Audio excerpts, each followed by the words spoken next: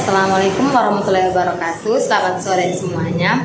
Baik, perkenalkan, nama saya Nurmaida Abdul Hamid dengan NIM 2021100571. Baik, saya mahasiswi dari Universitas Flores, Fakultas Ilmu Hukum dan Sosial Humaniora, Program Studi Ilmu Hukum. Baik, di sini saya akan menganalisis sebuah kasus untuk memenuhi nilai ujian akhir semester, baik dengan mata kuliah filsafat hukum di bawah dosen pengampu yaitu Bapak Agustinus F. Pascalino Dadi, S.Phil M.Hu. Baik, selanjutnya saya akan menganalisis kasus tentang pelecehan seksual anak di bawah umur, yaitu pada peristiwa hukum pada tanggal 15 April 2022, seorang guru sekolah dasar di kota Lojo didakwa melakukan pelecehan seksual terhadap muridnya yang berusia 12 tahun dan pelaku didakwa melanggar pasal 82 ayat 1 Undang-Undang Nomor 35 Tahun 2014 tentang perubahan atas Undang-Undang Nomor 23 Tahun 2002 tentang perlindungan anak. Baik, di sini saya akan mengaitkan kasus tersebut dengan teori filsafat hukum.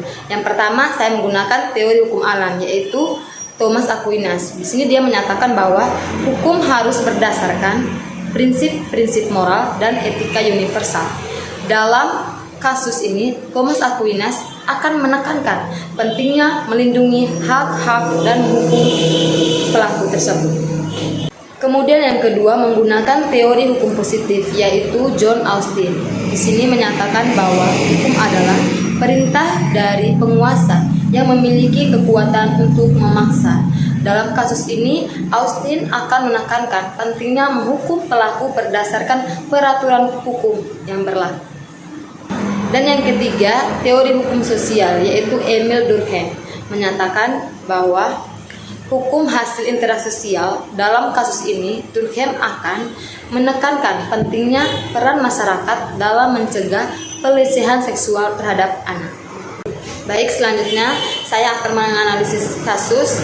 Yang pertama, faktor penyebab, yaitu 1. Kekerasan dan kekuasaan. Kemudian yang kedua, ketergantungan emosional.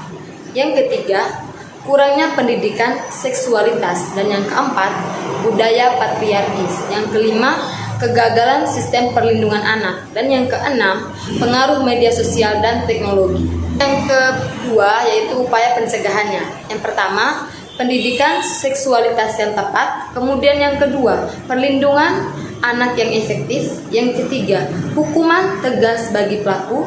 Yang keempat, dukungan psikologis bagi korban agar tidak mengalami trauma. Dan yang kelima, perubahan budaya dan sosial. 6. Pengawasan orang tua yang efektif. Dan 7. Peningkatan kesadaran masyarakat. Jadi, di dalam kasus ini saya mengambil kesimpulan. Pertama, peristiwa ini menunjukkan pentingnya mempertimbangkan teori filsafat hukum dalam menentukan tanggung jawab dan melindungi korban. Teori hukum alam menekankan pentingnya melindungi hak-hak anak, sedangkan teori positif hukum menekankan pentingnya hukum pelaku, dan teori hukum sosial menekankan pentingnya masyarakat agar melindungi anak-anak di sekitaran mereka.